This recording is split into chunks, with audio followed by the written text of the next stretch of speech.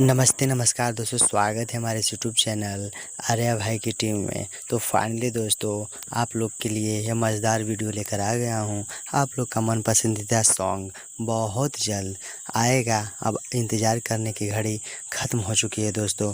तो मैं आप लोग को फाइनली बता देता हूं, यह गाने का डिमांड बहुत तेज़ी से बढ़ गया है और इस गाने का बेसब्री से खेसारी लाल यादव जी के फ़ैन इंतज़ार कर रहे हैं। तो यह प्यारा सॉन्ग नाच के मलकिनी यह बहुत ट्रेंडिंग धमाल बवाल सब होने वाला है और बहुत जल्द। अब इंतज़ार तो ख़त्म हो गया है भाई लोग।